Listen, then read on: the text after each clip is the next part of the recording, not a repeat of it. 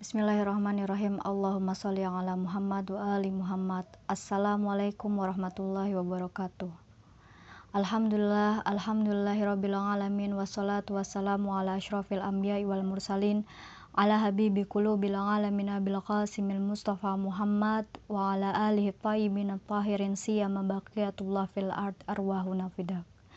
Pertama-tama marilah kita panjatkan puji syukur kehadirat Allah Subhanahu wa taala. Karena berkat rahmat dan hidayahnya kita dapat berkumpul lagi di malam-malam agung ini. Salawat serta salam marilah kita haturkan pada junjungan besar kita Nabi Muhammad Sallallahu Alaihi Wasallam beserta keluarganya. Yang berkat perjuangan mereka semua kita bisa sampai pada nikmat Islam hari ini. Pada malam hari ini saya akan membahas kemerdekaan perempuan yang diilhami dari perjuangan seorang Zainab Al-Kubro. Mengenang Al-Husain tidak akan lepas tentunya dari ingatan kita pada sosok Zainab. Lembaran sejarah selalu mencatat sosok-sosok agung dan mulia yang berhasil memerankan peranan penting termasuk perempuan dalam berbagai bidang, dimulai dari bidang sosial, politik, hingga budaya. Dan Zainab Al-Kubro adalah salah satu perempuan hebat tersebut. Zainab adalah putri Sayyidina Ali dan Sayyidah Fatimah Az-Zahra yang dilahirkan pada tanggal 5 Jumadil Awal tahun ke-5 Hijriah di Madinah. Sayyidah Zainab mewarisi ilmu dan ma'rifat Rasulullah. Martabat dan harga diri Sayyidah Zainab diwarisi dari Sayyidah Khadijah. Sedangkan kesucian serta kesederhanaan bak Sayyidah Fatimah Az-Zahra ibundanya. Kefasihan dan retorika Sayyidah Zainab mirip Imam Ali, ayahnya. Beliau juga memiliki kelembutan dan kesabaran laksana Imam Hasan, keberanian dan keteguhan hati sebagaimana abangnya Imam Husain. Imam Zainal Abidin dalam salah satu perkataannya kepada Sayyidah Zainab mengungkapkan, "Wahai saudari ayahku, engkau adalah seorang alim tanpa pernah belajar dari seorang guru. Engkau telah memiliki pemahaman, makrifat."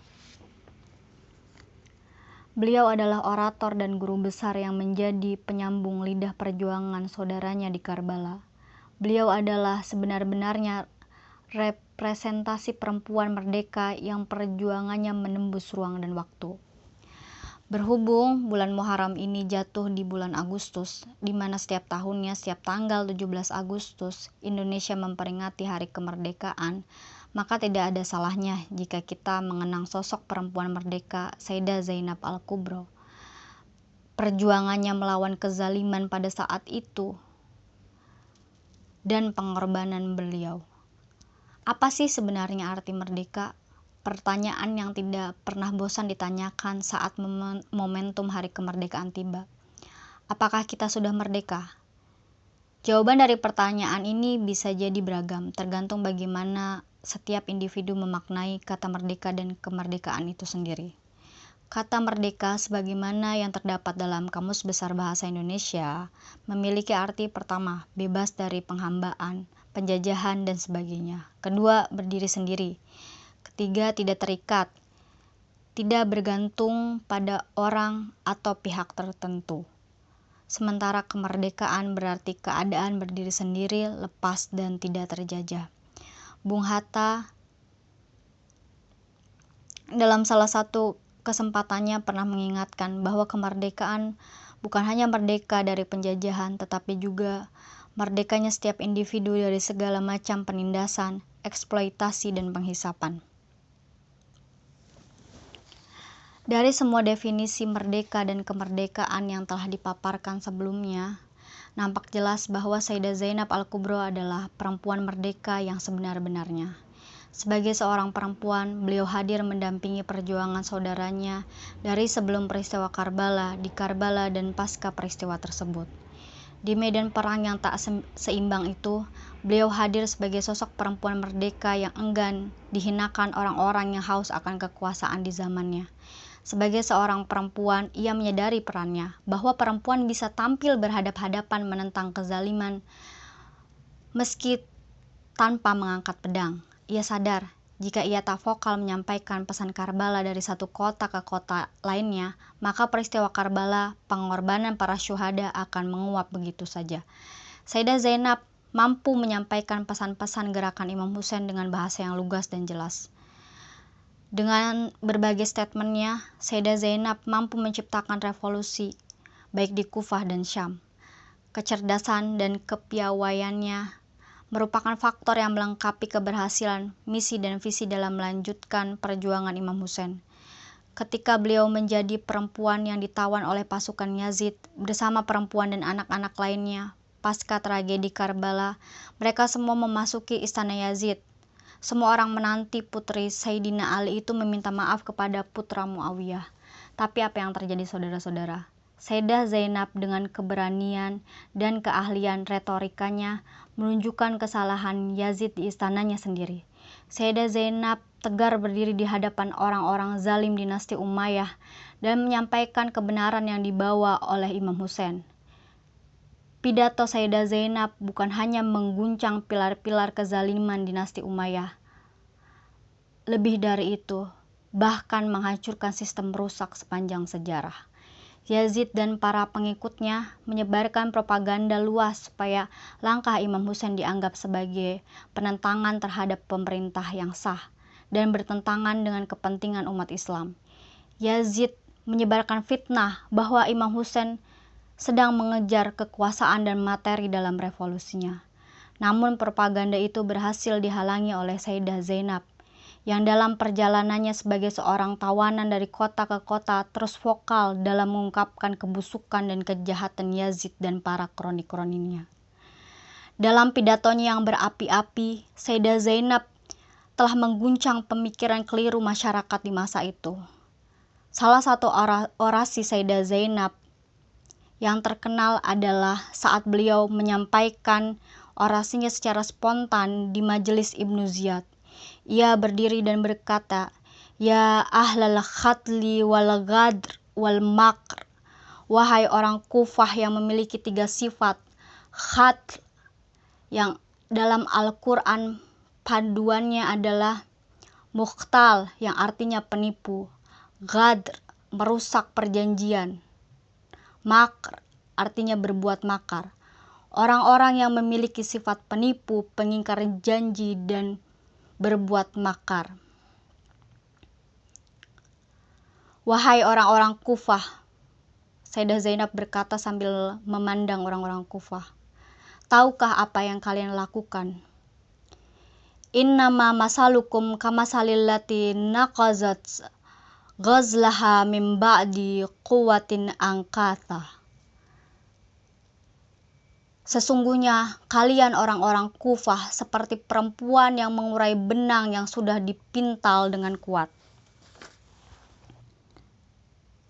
Perkataan Sayyidah Zainab ini berkaitan dengan surat An-Nahl ayat 92. Ayat ini menggambarkan tentang sosok seorang wanita di kota Mekah yang setiap harinya memintal benang, tetapi ketika benang itu jadi, ia uraikan lagi. Wanita itu dikenal sebagai seorang yang bodoh. Setelah mengungkapkan perumpamaan itu, Sayyidah Zainab berkata kepada orang-orang Kufah, "Wahai orang-orang Kufah, perumpamaan kalian seperti wanita bodoh tadi, karena kalian telah mengundang Al-Husain lewat surat-surat kalian. Namun inilah hasilnya. Kepala putra kesayangan Rasulullah harus berada di ujung tombak dan diarak menjadi tontonan rakyat Kufah." Bayangkan jiwa merdeka seperti apa yang dimiliki Sayyidah Zainab. Setelah menyaksikan pembantaian saudaranya di padang Karbala, anak-anaknya beserta sahabatnya, tetapi ia masih bisa berdiri tegak, tak goyah sedikit pun. Mungkin untuk perempuan biasa seperti kita, hal tersebut adalah hal yang sulit untuk dilakukan. Tapi Sayyidah Zainab Kubro yang dididik di bawah atap rumah kenabian bukanlah perempuan biasa. Ia menghadapi tekanan-tekanan, ujian, dan cobaan dalam hidupnya dengan tegar. Pasca peristiwa Karbala, yang ia lakukan tak hanya meratap, tapi ia bangkit, memaksimalkan perannya untuk menjadi penyambung lidah perjuangan Imam Husain. Menangis dan meratap ketika menghadapi musibah bukanlah masalah, tapi yang terpenting dari itu semua adalah apa yang kita lakukan setelah tangisan itu.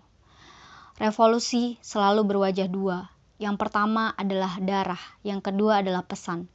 Beban berpesan kepada dunia ada di pundak Zainab. Zainab adalah seorang wanita yang keberaniannya patut ditelaah. Misi Zainab lebih sulit dan lebih berat daripada misi kakaknya. Zainab pasca peristiwa Karbala masih hidup. Karavan yang penuh budak berjalan di belakangnya, barisan musuh di depannya. Maklumat misi kakaknya ada di pundaknya. Ia memasuki kota penjahat, kota penguasa dan penindasan dan pembantaian. Dengan tenang dan lantang ia umumkan kepada penguasa dan orang-orang sadis, "Terima kasih ya Allah atas segala kemuliaan dan kemurahan yang telah Engkau anugerahkan kepada keluarga kami, kemuliaan kenabian dan kemuliaan syahada." Zainab Al-Kubra melampaui sejarah, keberaniannya melampaui gelegar guntur, kefasihannya melewati batas luasnya samudra. Beliau menunjukkan nilai harga diri, keberanian, dan ketinggian jiwa kesatria sebagai pakaian kemuliaan. Perempuan agung ini telah mengajari kita semua agar selalu lantang dalam menghadapi kezaliman yang terjadi di sekitar kita di sepanjang sejarah. Bukan saatnya lagi perempuan diam ketika melihat kezaliman di sekitarnya. Perempuan harus merdeka bahkan sejak pikiran. Sudah saatnya perempuan ikut andil dan mengambil peran dalam masyarakat yang luas dengan menduduki posisi-posisi penting. Tapi kedudukan perempuan dalam tatanan sosial di masyarakat sudah seharusnya didukung pula oleh peranan perempuan dalam berbagai bidang keilmuan.